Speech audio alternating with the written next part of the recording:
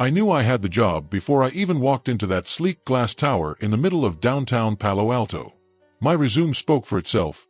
Top of my class at MIT, a decade of experience in cybersecurity, and a track record of patching vulnerabilities before most people even knew they existed.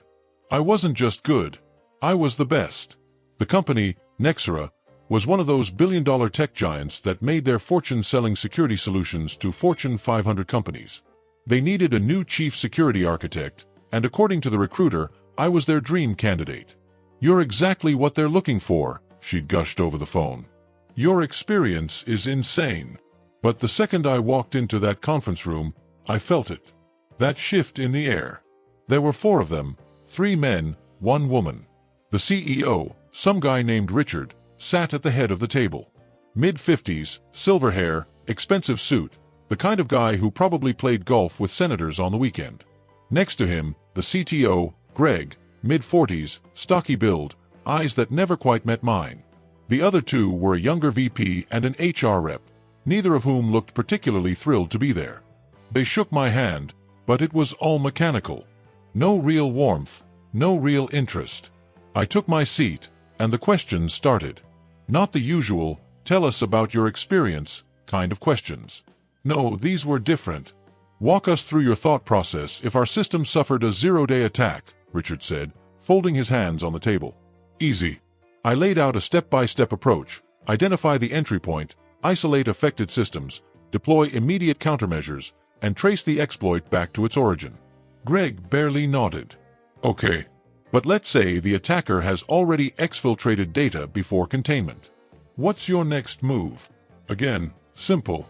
Depends on the data. If it's sensitive client information, I'd work with legal and PR to control the damage while simultaneously tracking the hacker's footprint. If it's internal data, I'd... Richard cut me off with a wave of his hand. "All right. What's your experience with AI-driven security protocols?" I answered. Another question. Another interruption. They weren't listening. They were testing me. Not to see if I was good enough. To see if I was too good. By the end of the hour, I already knew the outcome. I had crushed every technical question, left no room for doubt.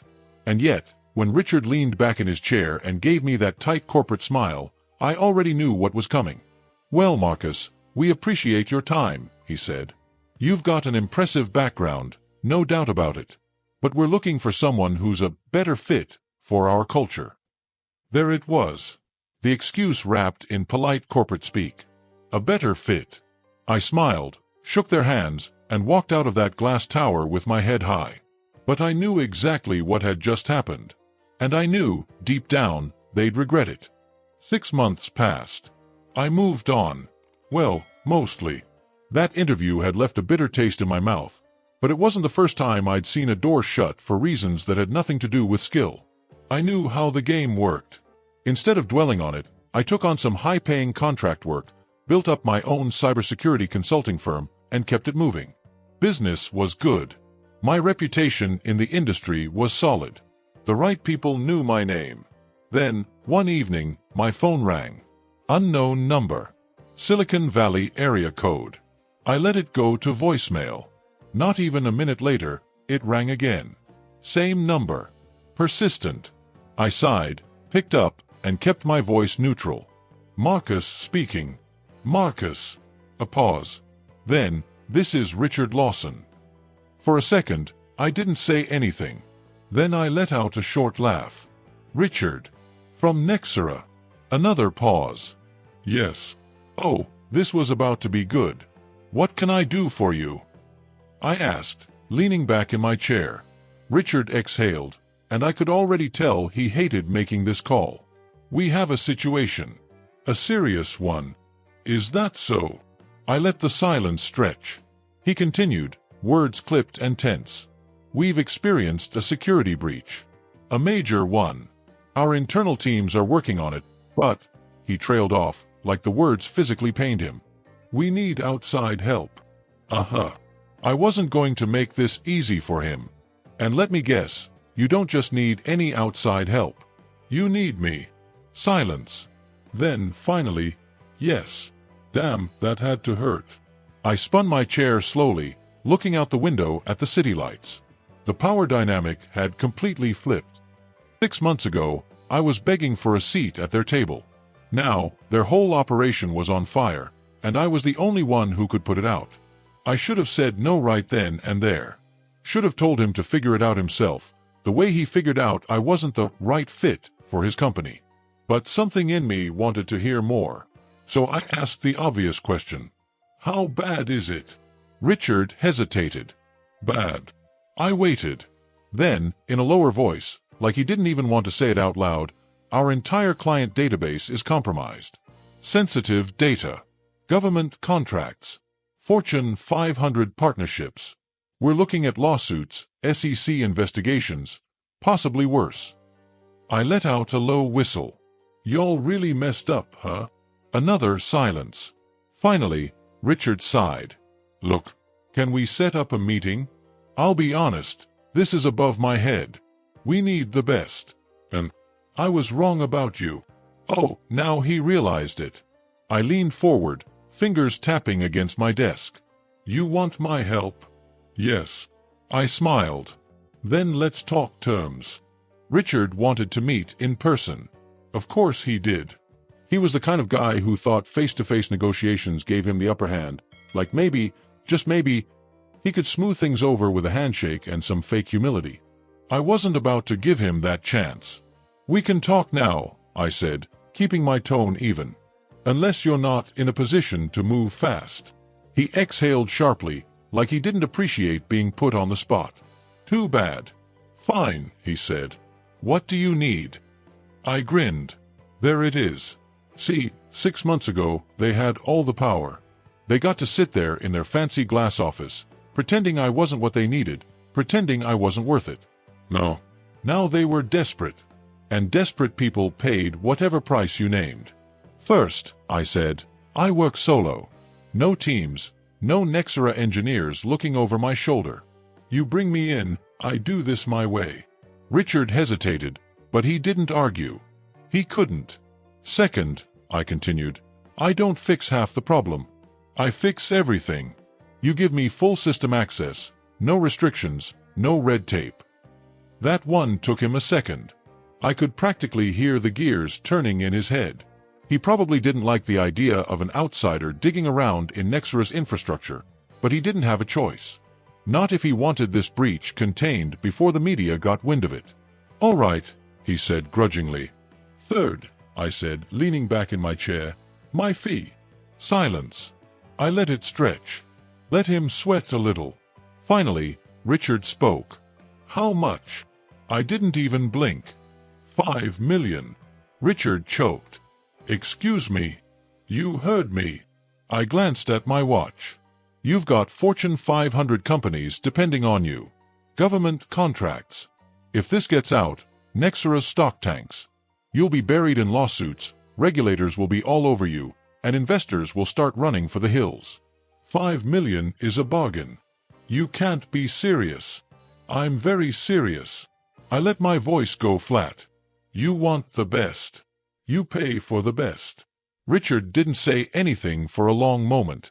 I could practically hear him grinding his teeth. Finally, he let out a slow breath. 2 million. I smirked. He thinks this is a negotiation. 5, I repeated. Half up front. Non-refundable. This is.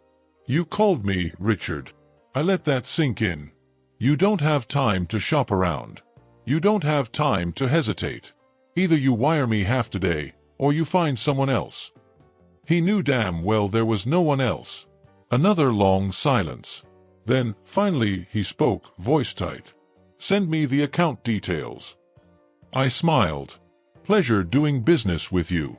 By the time the money hit my account, I already had my laptop open, fingers flying across the keyboard.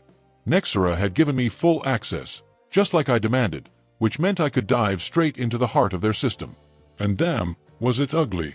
I expected a mess, but this was next-level negligence. Their firewall was Swiss cheese, their authentication protocols were outdated, and their encryption? A joke. Someone had walked right through their front door, taken whatever they wanted, and left without breaking a sweat. Richard and his team must have known this breach was coming. Hell, I wouldn't be surprised if they'd ignored multiple warnings before it happened. But that wasn't my problem. Not yet, anyway. I leaned back, cracking my knuckles.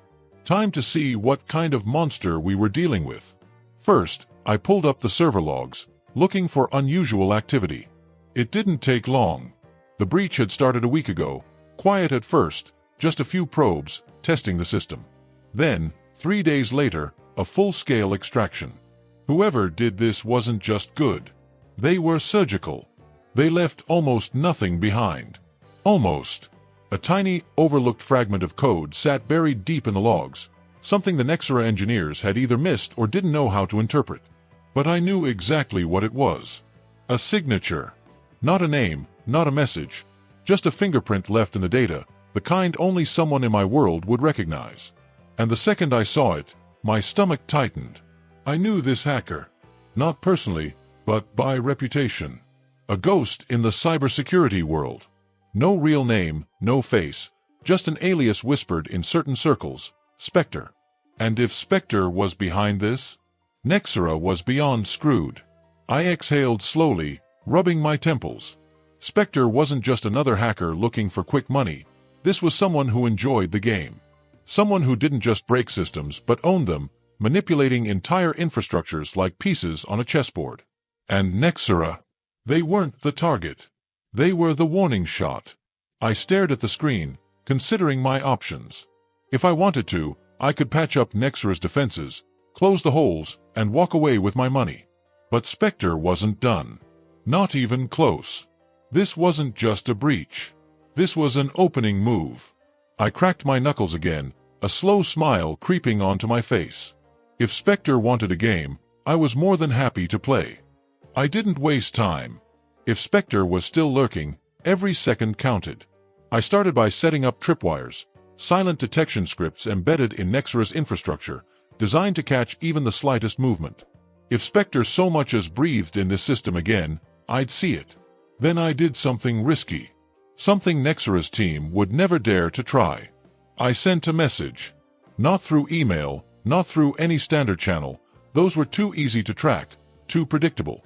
No, I embedded a single line of code into the system logs, disguised as a corrupted file entry. Anyone snooping in Nexora's back end would see it. But only someone like Specter would understand it. Still watching, I sat back and waited. Minutes passed. Then an hour. My screen stayed quiet, nothing but the usual automated system chatter.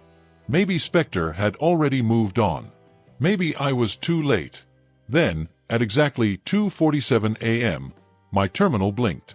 A new log entry appeared, same format as mine, but with a response. Always. I felt my pulse kick up. Specter was still here. And now, we were talking. I cracked my fingers, then typed another message, embedding it into the system the same way. What do you want? The response came in less than 30 seconds. What I always want. A challenge. I let out a breath, shaking my head. This wasn't about money, wasn't about selling stolen data on the dark web. Specter had already won, they had Nexora's files, had already proven the system was a joke. But they weren't leaving, because now it was about me. I typed, "You got my attention. But if you're looking for a fight, you already lost." Silence. 30 seconds. A minute. Then, "Oh, Marcus. We're just getting started." And then, like a switch had been flipped, everything went to hell. Screens flashed. Alerts exploded across Nexora's network. Red warnings scrolled past faster than I could read them. Specter wasn't just inside. They were everywhere. Files were being corrupted. Encryption keys were being rewritten. Entire segments of Nexora's database were vanishing. I cursed under my breath, fingers flying. Specter wasn't trying to steal anything now. They were wiping the slate clean, erasing everything before Nexora could recover. And I was the only one who could stop it. I launched countermeasures, firewall overrides, emergency locks, manual shutoffs. Specter was fast, but so was I. The system became a battleground, each of us trying to outmaneuver the other in real time. Then, in the middle of the chaos, another message appeared. Should have taken the job, Marcus. My breath caught. This wasn't just random. This wasn't just a breach. Specter wasn't attacking Nexora.